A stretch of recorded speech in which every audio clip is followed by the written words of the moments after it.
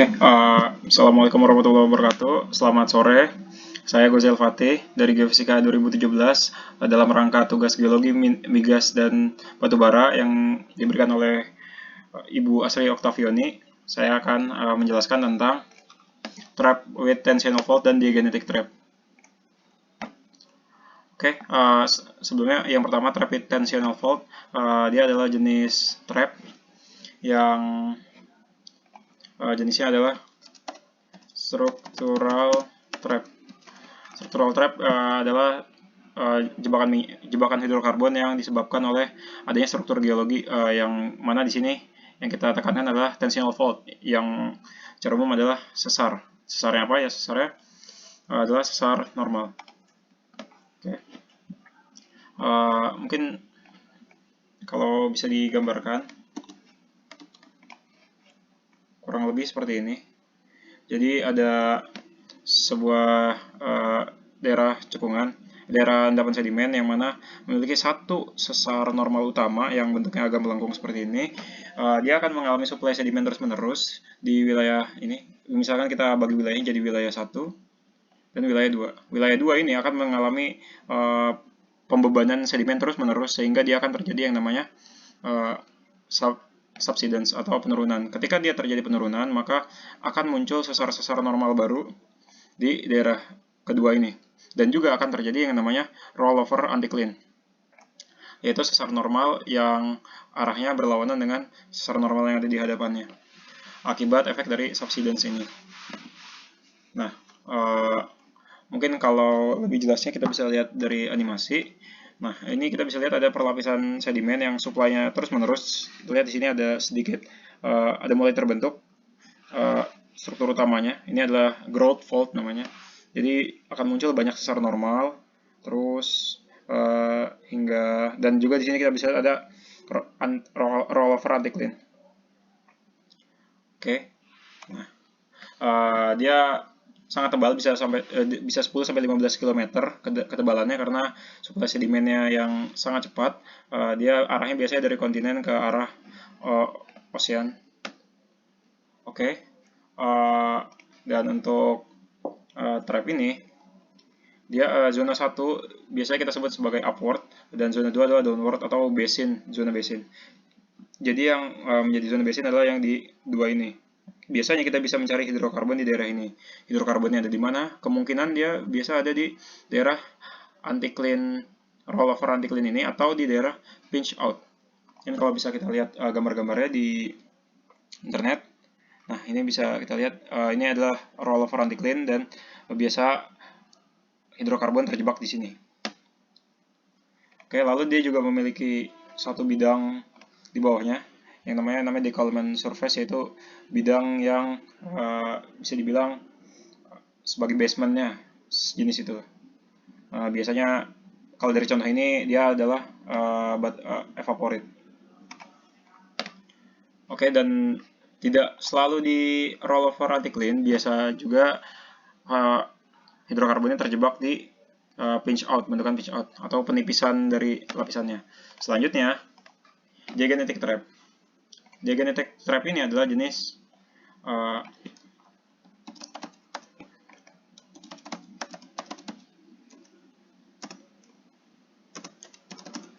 stratigraphy trap. Jadi dia trap berdasarkan stratigraphy, tapi dia bukan jenis unconformity ya. Dia tidak ada kaitannya dengan unconformity karena dia hanya berkaitan dengan proses diagenesa yang secara khusus adalah sementasi.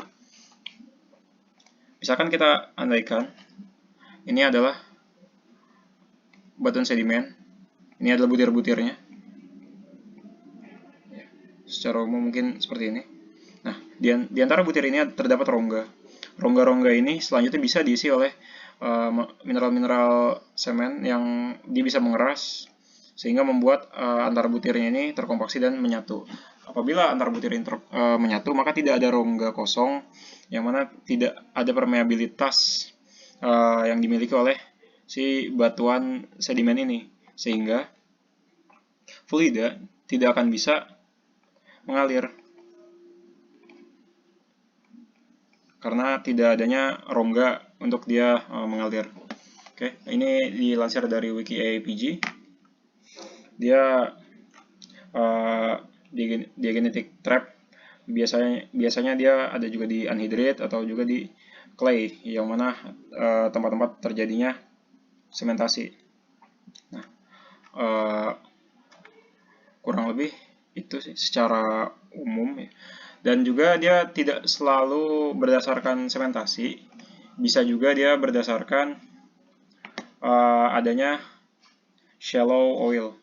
Jadi misalkan ini adalah permukaan, lalu ada oil di sini,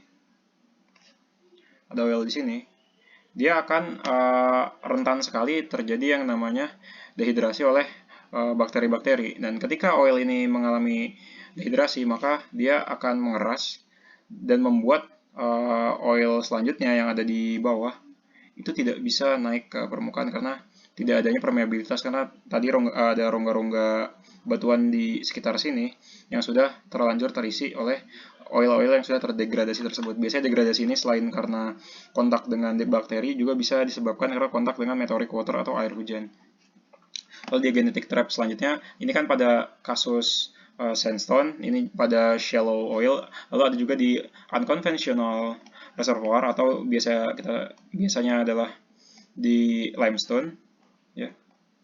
Di limestone umumnya di genetic trap itu terjadi ketika ada proses dolomitisasi. Ketika ada dolomitisasi, maka limestone ini akan mengalami penyusutan dan porositasnya pun akan sangat menurun, sehingga dia akan berguna sebagai trap dari hidrokarbon tersebut. Sedangkan reservoir di bawahnya yang masih berupa batu gamping biasa, dia akan menjadi reservoir. Jadi bisa kita katakan kita bisa memiliki dua batuan yang bisa dianggap sama, yaitu sama-sama batu gamping, di bawahnya limestone dan di atasnya dolostone.